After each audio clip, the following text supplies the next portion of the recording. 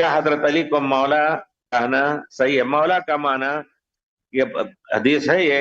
من کنت مولا فعلی مولا، میں جس کا دوست ہوں یا جس کا محبوب میں ہوں تو علی بھی اس کے محبوب ہیں، اس معنی میں مولا۔ یہ نہیں کہ آیت جو ہے انت مولانا، تو ہمارا مولا یعنی مالک ہے، حضرت علی کو مالک بنانا اپنے اوپر یہ غلط ہے۔ مولا کے کئی معنی ہوتے ہیں، ایک معنی یہ ہے کہ مولا جو ہے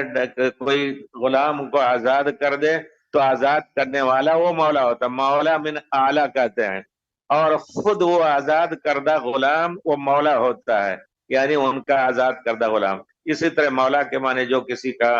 یا ان کا مددگار ہو یا کوئی کسی کا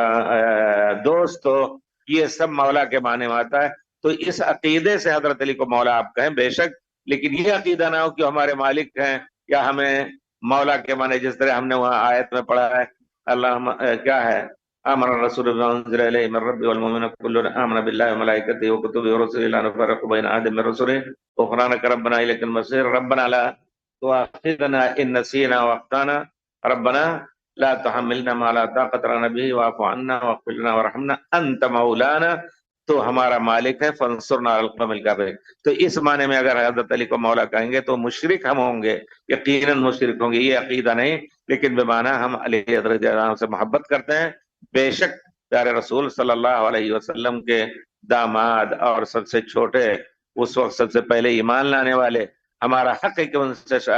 جان توڑ محبت کریں، اور ان کی عزت پر اگر داغ آئے تو جان لینے کے لیے تیار رہیں، لیکن اس معنی میں ان کو مولا کہیں کہ وہ مالک ہیں ہمارے، تو یہ کفر اور شرک ہے۔ مولا کا کیا معنی ہے؟ نبی صلی اللہ علیہ وسلم نے حضرت علی کے لیے مولا یعنی کس معنی میں کہا؟ اسی معنی میں کہا ہے، اس کو سمجھنے کی کوشش کریں، لیکن اگر بعد میں اگر پوچھو تو یاد رکھیے کہ کیا معنی ہے، بھول نہ جائیں اور یہ کہیں کہ دلچسپی کے لیے آپ نے سوال کر دیا، ہم تو اپنے عقیدے پر ہیں۔